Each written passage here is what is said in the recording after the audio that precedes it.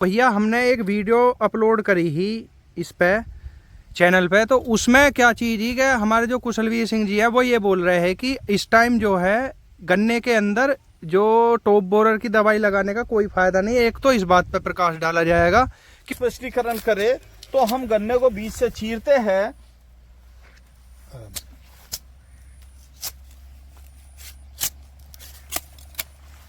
लो जी, ये साफ दिखाई दे रहा है कि ये गन्ने में रेड रोड लगा है। इसमें क्या होता है, लाल रंग। नीरज कुमार है जी। कम टेम्परेचर पर पोका बोइंग की समस्या बढ़ेगी या घटेगी इस मौसम में? देखो, पोका बोइंग के लिए सुटेबल टेम्परेचर, सुटेबल जो एनवायरनमेंट है वो बढ़ा हुआ टेम्परेचर अधिक। राम राम भाई, किसान महकमा यूट्यूब चैनल और फेसबुक पेज पे आपका स्वागत है। तो भैया हमने एक वीडियो अपलोड करी ही, तो उसमें क्या चीज़ ही कि हमारे जो कुशलवीर सिंह जी है वो ये बोल रहे हैं कि इस टाइम जो है गन्ने के अंदर जो टॉप बोरर की दवाई लगाने का कोई फायदा नहीं है। एक तो इस बात पर प्रकाश डाला जाएगा कि उसका कारण क्या है और किस गन्ने के अंदर अब भी कीटनाशक प्रयोग करा जा सके है। और दूसरी बात भाई ये है कि हमारे जो किसान है बहुत ज़्यादा कमेंट कर रहे हैं कि गन्ने के अंदर सफ़ेद तितली देखने मिल रही है, उसका क्या उपचार करें, कैसे उससे बचें। तो सामने कुशलवीर सिंह जी है, एक बार उनसे परिचय करवाएंगे और भाई जो गांव के किसान हैं उनसे भी जानकारी लेंगे, उनके गन्ने के अंदर कोई रोग है या किसी तरीके कोई समस्या है तो वो भी अपना जो है समस्या का निवारण करवाएंगे। अच्छा, राम राम जी। राम राम जी, नमस्कार सभी श्रोताओं को, सभी का स्वागत है। जो आज का टॉपिक है कि गन्ने की फसल में सफ़ेद तितली, कुछ किसान सफ़ेद मक्खी कहते हैं इसको, तो सफ़ेद रंग की इसकी प्रौढ़ कीट होती है, चोटी बेधक कीट की। सफ़ेद मक्खी, जहाँ तक बात है, सफ़ेद मक्खी गन्ने का एक कीट है, लेकिन उसका प्रकोप इस समय पे नहीं है। वो बहुत छोटी मक्खी होती है और वो इस टाइम पे नुकसान नहीं कर रही, ना इस टाइम पे उसका अटैक है। आजकल जो दिखाई दे रही है टॉप बोरर की तितली दिखाई दे रही है। टॉप बोरर की 3 अवस्थाएं पूरी हो चुकी है। 3 अवस्थाओं ने, 3 पीढ़ियों ने इसका नुकसान कर लिया है, पहली, दूसरी और तीसरी। चौथी पीढ़ी का अटैक जो है वो ये समझो कि अगस्त के लास्ट तक चौथी पीढ़ी का भी अटैक किसानों को दिखाई दे जाएगा। जहाँ तक बात है कि किसानों को अब से पहले बताया गया था कि जो समय से गन्ने की बुआई होती है उसमें पहली डोज टॉप बोरर के लिए हम अप्रैल के महीने में इस्तेमाल करें 15 अप्रैल तक। दूसरी डोज का इस्तेमाल करें हम 15 जून या 15 जून के बाद, जून के महीने में। तो जून, जुलाई, अगस्त के माह तक जो जून में हमने दवाई डाली है, चाहे कोराजन डाली हो, चाहे फटेरा डाला हो, चाहे विस्तारा डाला हो या वटाऊ डाली हो, वो काम करेगी। उसके तहत हमने मना किया था। लेकिन कुछ किसान गन्ने की पछेती बुआई करते हैं और पछेती बुआई में जो गन्ना अभी इस हाइट का है, अभी आदमी की हाइट से नीचे है, उसमें चोटी बेधा का यदि प्रकोप हो रहा है और दवाई एक बार लगी है तो उसमें हम चौथी पीढ़ी से बचाव के लिए भी दवाई का प्रयोग कर सकते हैं। जो मैच्योर क्रॉप होगी, बड़ी क्रॉप होगी, उसमें चौथी पीढ़ी के लिए हम दवाई का ना तो प्रयोग कर सकते ना किया जा सकता। लेकिन यदि फसल छोटी है तो हम चोटी बेधक से बचाने के लिए उसमें दवाई का प्रयोग कर सकते हैं। उसमें हम 8 किलो प्रति एकड़ की दर से विस्तारा, फटेरा, 5 किलो प्रति एकड़ की दर से वर्टागो या 12 किलो प्रति एकड़ की दर से कार्बोफ्यूरान का भी प्रयोग कर सकते हैं। और कुछ दवाई स्प्रे वाली भी है, उनसे भी हम चोटी बेधक का कंट्रोल कर सकते हैं, जिसमें 2 दवाइयों का कॉम्बिनेशन भी है। कोरप्रीमा 34 ग्राम प्लस कार्बोसल्फान 500 मिलीलीटर को 200 लीटर पानी में घोल के स्प्रे कर दे, या प्रोफेनोफोस प्लस साइपरमेथ्रिन के साथ 500 मिलीलीटर प्रोफेनोफोस प्लस साइपरमेथ्रिन, इसके साथ में आप 200 ग्राम कार्टप 50% को 200 लीटर पानी में घोल बना के स्प्रे कर दे तो चोटी बेधक से निजात पा सकते हैं। चोटी बेधक क्या है कि चोटी बेधक की अभी तीसरी अवस्था का नुकसान दिखाई दे रहा है। तीसरी अवस्था का साफ नुकसान आपको ये दिखाई देगा कि इसमें देखो,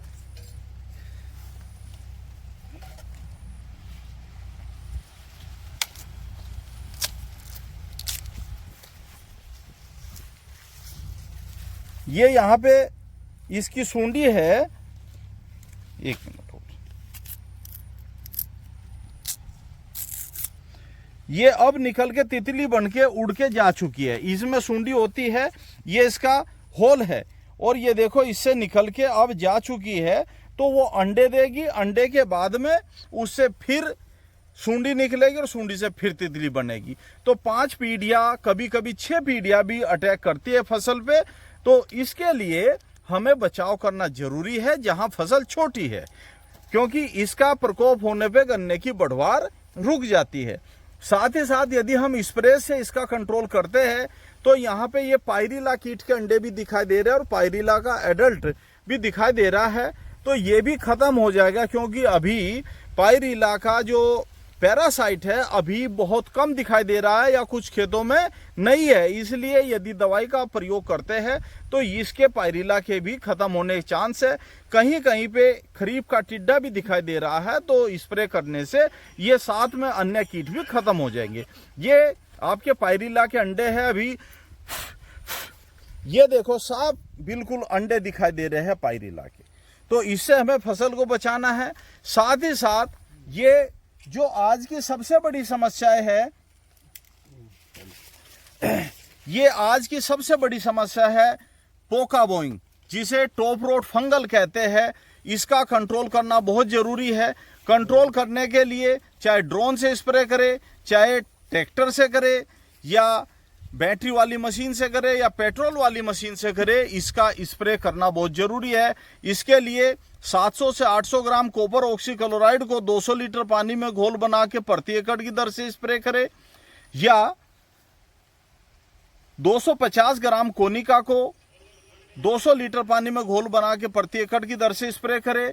यदि हम ड्रोन से स्प्रे कर रहे हैं तो हमें 25% दवाई का कम प्रयोग करना पड़ेगा, और 12 लीटर प्रति एकड़ की दर से जो ड्रोन स्प्रे करता है उसमें हम दवाई का समुचित उपयोग कर सकते हैं। ड्रोन से भी आप स्प्रे करके COC या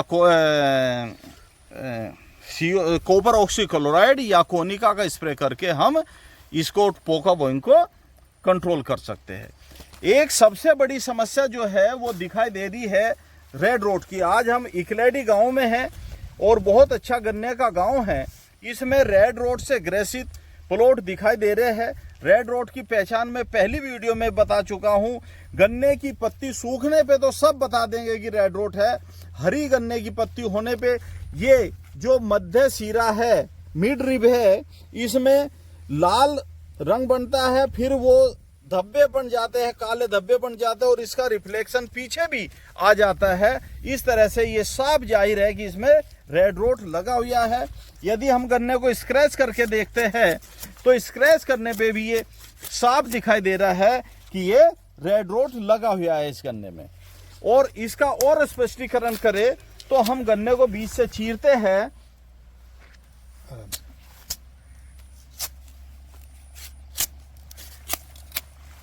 लो जी, ये साफ दिखाई दे रहा है कि ये गन्ने में रेड रोट लगा है। इसमें क्या होता है, लाल रंग होता है गन्ने का और सफेद बैंड, जैसे ये है, ये है, यहाँ पे है, ये सफेद बैंड दिखाई देते हैं। और सूंघने पे इसको देखो, सूंघ के देखो कैसी आ रही इसमें से, स्पिरिट जैसी आ रही है। हाँ, स्पिरिट जैसी कहो, एल्कोहल जैसी कहो, सिरके जैसी इसमें से गंध आती है, जो रेड रोट के साफ लक्षण है। कहने का मतलब यह है कि इस तरह के ग्रसित पौधे दिखाई दे खेत में तो उन्हें जड़ से उखाड़ के नष्ट कर दो, कहीं गड्ढा खोद के दबा दो और वहां ऐसी जगह दबाओ जहां से आपकी फसल में पानी होके ना गुजरता हो, अलग जगह हो। दूसरी, उखाड़े गए स्थान पे जो थायोफेनेट मिथाइल है, 100 ग्राम थायोफेनेट मिथाइल को 25 लीटर पानी में घोल बना के उस 1 लीटर घोल को उस उखाड़े हुए स्थान पे वहां डाल देना चाहिए। दूसरे, खड़ी फसल में रेड रोट का प्रकोप ना हो इसके लिए एमिस्टार टॉप, गोडीवा सुपर या एजो डेजो, ये 3 दवाई है अलग अलग कंपनियों की। इनकी 200 ग्राम मात्रा प्रति एकड़ की दर से 150 से 180 लीटर पानी में घोल बनाकर स्प्रे करने से रेड रोट कंट्रोल किया जा सकता है। तो जैसा जी हम वीडियो बनाए हैं उसके अंदर जो कमेंट आए हैं किसान के, और हम उन कमेंटा ने वीडियो के अंदर इंक्लूड करे हैं, तो आज कुछ कमेंट है उनकी जानकारी दी जावे जी। बिल्कुल देंगे भाई। जैसे जी ये हैं फनविद परी चौधरी हैं, ये पूछ रहे हैं 20 लीटर पानी में कितना यूरिया डालें गन्ने में स्प्रे करने के लिए। 20 लीटर पानी में कितना यूरिया डालें? 20 लीटर पानी में ज्यादा से ज्यादा आप 400 ग्राम यूरिया डाल सकते हैं जी। हाँ, 100 लीटर पानी में 2 किलो डाल सकते हैं, तो 20 लीटर पानी में मेरे हिसाब से 400 ग्राम बैठता है। 400 ग्राम से ज्यादा प्रयोग नहीं करना चाहिए। अनुराग नागर हैं जी, यारा का कैल्शियम या एराइज का कैल्शियम नाइट्रेट डालें, ऐसा पूछ रहे हैं कुछ। देखो, किसी कंपनी का मैं वक्ता नहीं हूँ। यारा भी अच्छी कंपनी है और एराइज भी अच्छी कंपनी है। दोनों में से जिसका आपको अच्छा मिले, सस्ता मिले, सुविधा के अनुसार मिले, उसका प्रयोग कर सकते हैं। दोनों अच्छे हैं। नीरज कुमार है जी, कम टेम्परेचर पर पोका बोइंग की समस्या बढ़ेगी या घटेगी इस मौसम में? देखो, पोका बोइंग के लिए सुटेबल टेम्परेचर, सुटेबल जो एनवायरनमेंट है वो बढ़ा हुआ टेम्परेचर, अधिक तापक्रम और वातावरण में आर्द्रता होती है। तो अभी तो टेम्परेचर घटने की कोई उम्मीद नहीं है, और ये एयरबोर्न डिजीज है, हवा के द्वारा, हल्की बारिश के द्वारा फैलती है। चाहे तो बारिश तेज हो या बारिश बिल्कुल बंद हो, तभी ये रुकेगा, अदरवाइज फैलता रहेगा। पंकज सिंह है जी, ये बोल रहे हैं टॉप बोरर की कौन सी पीढ़ी चल रही है तथा कब तक और टॉप बोरर की पीढ़ी? ज्यादातर देखो, प्लेस टू प्लेस वेरी हो सकता है, फसल बोने के अनुसार आगे पीछे हो सकता है, लेकिन टॉप बोरर की तीसरी पीढ़ी ने नुकसान कर दिया।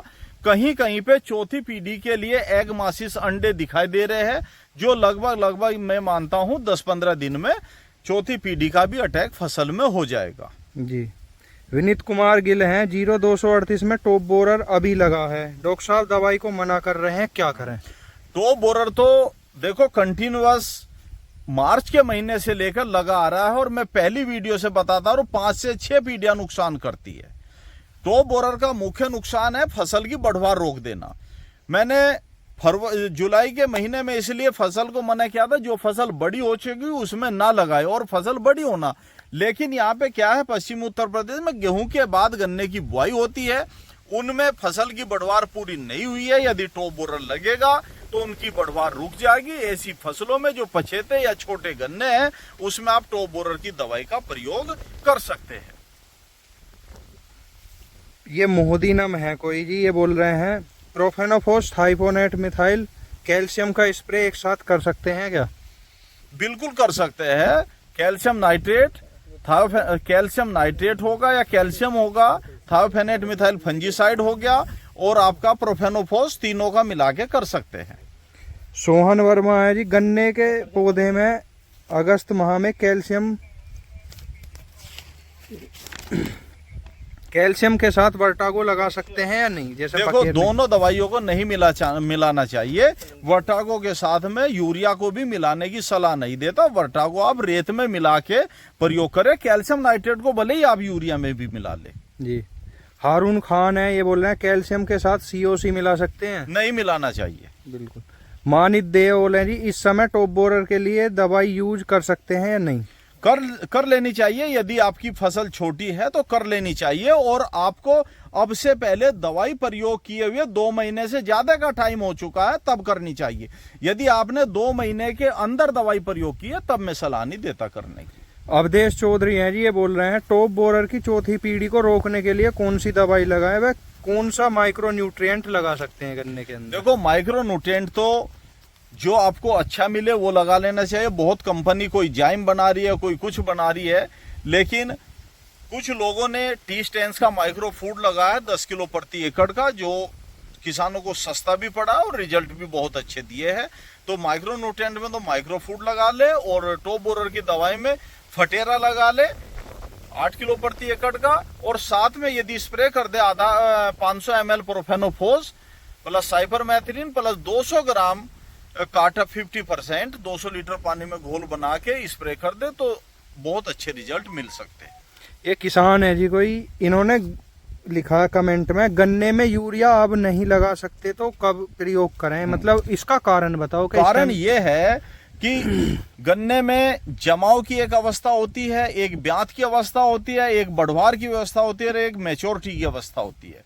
बढ़वार की अवस्था अब चल रही है, बहुत छोटे गन्ने पछेते बोई है उसमें लगा सकते हैं। मैंने पहले भी वीडियो में बताया था, जो पछेते गन्ने हैं उसमें लगा सकते हैं, अदरवाइज समय के बोए हुए गन्ने में जुलाई के महीने में प्रयोग नहीं करना चाहिए। वंश आर्ट है जी, मुजफ्फरनगर से हैं। गन्ने में कीड़ा है, क्या करें? पहले तो 160 मुजफ्फरनगर में कहाँ से है ये भी कमेंट में डाले, और गन्ने में कीड़ा है, कौन सा कीड़ा है? ये तो बस खाली लिखा हुआ कीड़ा है। कीड़ा है तो टॉप बोरर में मान सकता हूँ, इस टाइम पे टॉप बोरर होगा तो टॉप बोरर के लिए वही जो पहले दवाई बताई है, फटेरा और प्रोफेनोफोस और कार्टफ का स्प्रे करें। दीपक मलिक हैं जी, ये बोल रहे हैं बंधे हुए गन्ने में कोराजिन का इस्तेमाल कर सकते हैं क्या? कर सकते हैं। ठीक है जी, ये कमेंट है जी इसमें, धन्यवाद। तो यहाँ पे जो है कुशलवीर सिंह जी हैं, और भी किसान है, एक बार इनसे परिचय करवाएंगे। अच्छा, राम राम जी, अपना जी एक परिचय करवाओ जो हमारे किसान दर्शक देख रहे हैं। मैं कुलदीप सिंह इकलेडी गांव से जी। तो जैसे कुशलवीर सिंह जी जानकारी दे रहे हैं वीडियो के अंदर, तो तुम्हें कैसी लगी? बहुत अच्छी जानकारी है। अब जैसे और भी गन्ने में बीमारी चल रही है, टॉप बोरर तो मेन चल रहा है, तो उसके बारे में जैसे जानकारी दी है तो कैसी लगी? बहुत अच्छी जानकारी दी है, और हम जो भी अपने गन्ने में उपचार करते हैं भाई साहब से पूछ के ही करते हैं, अच्छी जानकारी इनसे प्राप्त होती है। जी जी बिल्कुल। अच्छा, राम राम भैया। राम राम भैया। अपना परिचय करवाओ। मेरा नाम विपिन कुमार, गाँव इकलेडी से। तो गन्ना वगैरह तो बो रखा होगा तो? हाँ जी, गन्ना हो रहा है काफी। सही है या ऐसे बढ़िया चल रहा मामला? बढ़िया है। बढ़िया है। तो जैसे कुशलवीर सिंह जी ने जानकारी दी है तो सही लगी या ऐसे लगी कि कोई गलत है? बहुत अच्छी जानकारी दी है, इनकी सलाह से ही करते हैं जी, हम जो भी करते हैं। चलो जी, बहुत बढ़िया बात है। आ जाओ भैया। राम राम भैया। राम राम जी। अपना परिचय करवाओ। रोहित कुमार, गाँव इकलेडी। अच्छा, गन्ना वगैरह तो बो रखा हुआ हाँ जी, है? गन्ना ही अपना ही है सब। जो पीछे जो ऐसा कैसे कर दिया हल्का सा गन्ना, बात थोड़ा कीड़ा आ गया इस टाइम, अच्छा अब तक सही चल रहा है। चलो जी, राम राम जी। राम राम। अपना परिचय करवाओ जी। मेरा नाम हेमंत कुमार, गांव इकलेडी से। अच्छा, गन्ना वगैरह तो बो रखा होगा? गन्ना को रखा।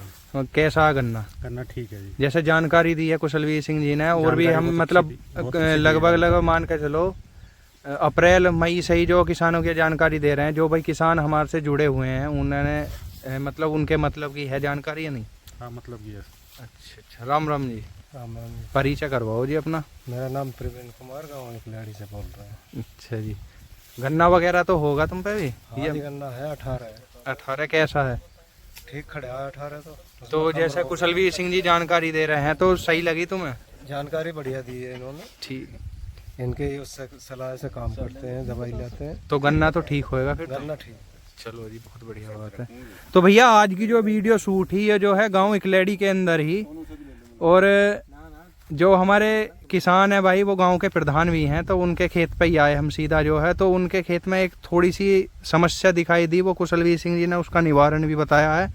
तो एक चीज़ और है भाई, किसान भाई अब का जो है पहली और दूसरी टॉप बोरर की जो अवस्था ही उसने इतना नुकसान ना करा जितना तीसरी पीढ़ी ने नुकसान कर दिया। गन्ने के अंदर बहुत खेत ऐसे देखने मिल रहे हैं जो बैठ गए हैं। तो भैया उन्हें जो है अपना किसान दवाई वगैरह लगा, मैं वीडियो में हम जो सारी जानकारी दे ही रहे हैं किस तरीके से तीसरी चौथी पीढ़ी आने वाली है। अगर वीडियो अच्छी लगी हो वीडियो को लाइक करें। और भाई एक चीज़ हो रहा है कि जो किसान भाई इस वीडियो से लाभ ले रहे हैं वो भाई दूसरे किसान के पास भी वीडियो ने ज़रूर शेयर करें और अपनी समस्या कमेंट में ज़रूर बताएं। हम कोशिश करेंगे कि अगली वीडियो के अंदर किसान की जो समस्या है उसे वीडियो के अंदर ले लें मैं। तो भैया अगली वीडियो में मिलेंगे। राम राम।